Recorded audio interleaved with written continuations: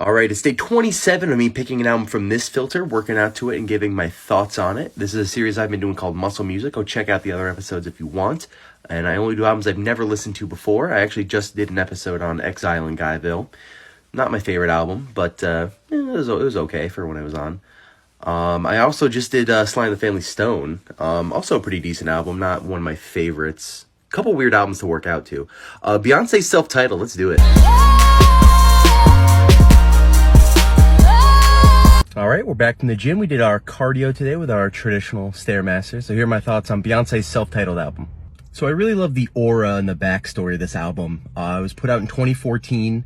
I was in high school. If I remember right, it was like a surprise release. I think one of my professors in college actually told me that they stopped people from, like, they stopped cell service in the mixing studio so that people couldn't like text it out or something. Everyone had to be dark going into it, and it really popularized the surprise album release. I also didn't know that this was one of the first albums to be dropped on a Friday, because back in the day they used to do new music on Tuesdays. And so everyone kind of realized, oh, this album is so big and important, we should start releasing music on Fridays now so that it's ready for the weekend and all this other stuff. So kind of interesting to see how this was kind of the trendsetter in that setting. This album is also host to a lot of older memories that I just forgot that I didn't have, you know. So I remember, especially on the track Drunken Love, that was the only song I really vividly remember from this.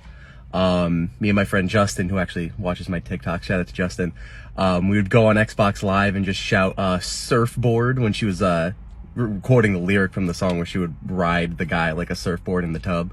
And we just say it in the dumbest inflection like high schoolers. We just say surfboard, and it would just make us crack up laughing every time. So shout out Justin. It also had that viral meme of when she was like, say, hey, Miss Carla. So it also had that. It also had the really good line. I don't remember what it was used for, but I remember some kind of meme around the time when she would go, I sneezed on the beat and the beat got sicker.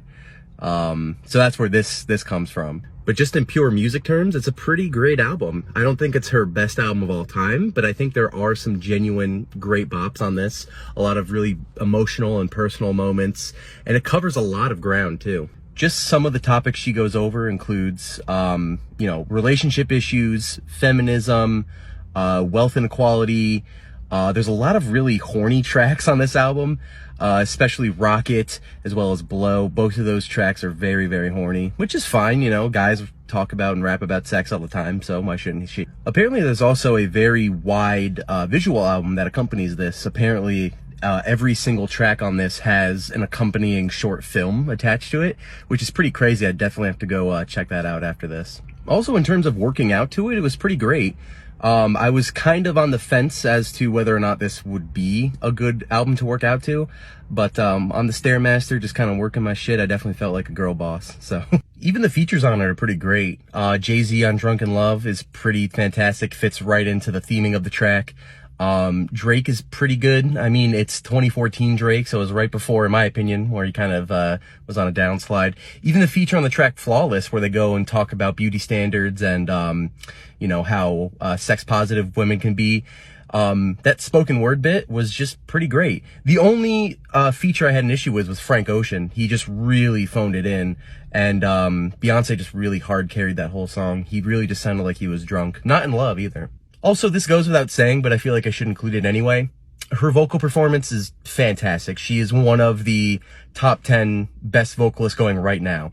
And this might piss off some people, but in terms of the biggest artists who have a parasocial relationship, or at least their fans have a parasocial relationship with them, she wipes Taylor Swift on the fucking ground. Taylor Swift is nothing compared to Beyonce. And I don't even like Beyonce that much, so it just goes without saying. My only big real complaints about the album is that, near the midpoint and the end point, they're just tracks that are okay. Nothing really mind-blowing. But this is more of a personal album for Beyonce, so it makes sense as to why it's that. The only other big complaint with the album, and it's not really with the album itself, just more like the rollout and how it's currently displayed on streaming services, is that the only album version is the Platinum Edition. So that's the only one you can listen to on Spotify. And the original track listing ends at the song Blue, I think, with Blue Ivy, her daughter, who's featured. But the rest of the album, there's like 8 different songs left on the rest of the album.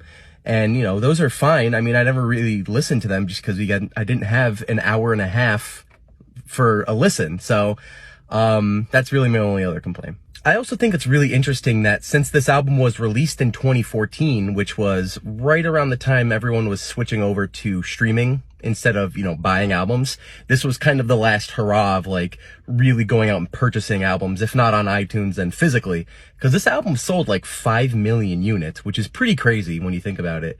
And it was one of the fastest selling albums on iTunes. I think in the first 3 days it sold like over 800,000 copies, which is just insane. So thought I'd include that at least.